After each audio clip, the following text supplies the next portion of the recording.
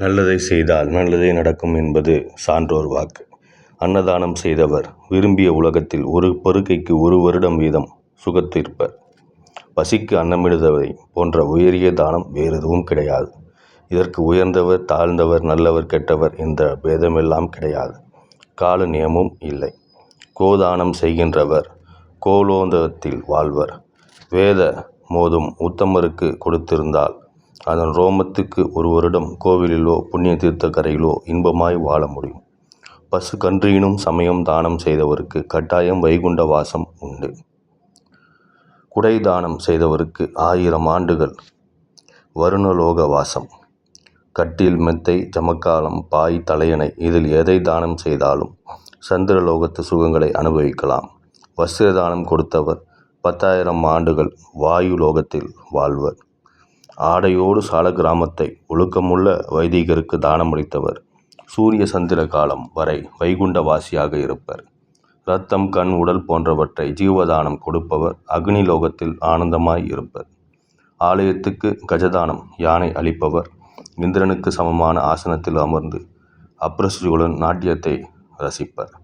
குதிரையும் பல்லக்கும் கோவிலுக்கு அளித்தவர் 14 இந்திரன் காலம் வரை வர்ணலோகத்தில் வாழ்வர். நந்தவனங்களை ஆலயத்துக்கு அளிப்பவர் ஒரு மன்வந்தர காலமும் வெண் சாமரம் தானம் செய்தவர் 10,000 ஆண்டுகளும் வாயுலோகத்தில் சுகமாக இருப்பர். தானியங்களையும் நவரத்னங்களையும் தானம் செய்பவர் மறுஜென்மத்தில் அறிவாளியாகவும் தீர்க்காயுள் கொண்டவராயும் வாழ்வர். அவற்றை தானம் வாங்கியவரும் வைகுண்டத்தை அடைவர்.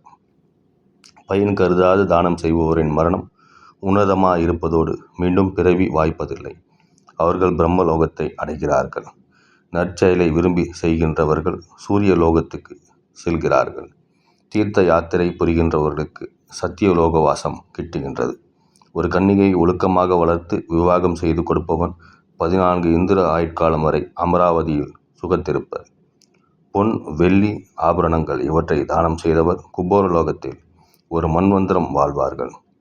தாமிரம் நெய் இவற்றை தானம் கொடுத்தவருக்கு சந்திரலோக வாசம் கிட்டும். பண உதவி செய்பவர்கள் சுவேத தீபத்தில் நெடுங்காலம் வாழ்வார்கள்.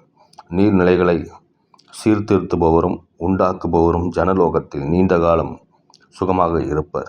பயனுள்ள மரங்களை நட்டு பாதுகாப்பவர் தபோலோகத்தை அடைகின்றனர். பூந்தோட்டத்தை தானமாக கைங்கரியம் செய்பவருக்கு அளித்தால் 16 ஆண்டுகள் துருவலோகத்தில் சுகமாக இருப்பர்.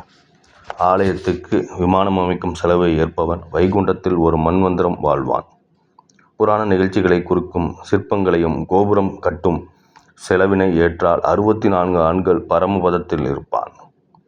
சிவிகை தானம் செய்தால் 8 ஆண்டுகள் பல்லக்கு தானம் செய்தால் 100 மன்வந்தரம் பரம பதவாசம் கிட்டும்.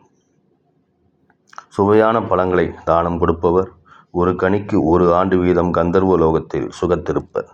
அடுத்து நற்குலத்தில் பிறந்து நல்ல மனைவியையும் சத்புத்திரர்களையும் அடைந்து தீர்க்காயுளுடன் வாழ்வர்.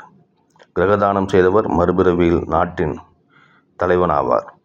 ஒரு சொம்பு நல்ல தண்ணீரை நல்லவர்களுக்கு தானம் செய்தாலே கைலாய வாசம் கிட்டும். தூப தீப சோத்திரம் நைவேத்தியங்களோடு ஸ்ரீஹரியை பூஜை செய்பவர் புத்தியும் செயலும் நல்ல விதமாக செல்லும்.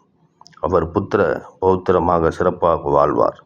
கார்த்திகை மாதத்தில் துலாதானம் செய்பவர் 3 யுகங்களை வைகுண்ட வாசம் பெறுவார்.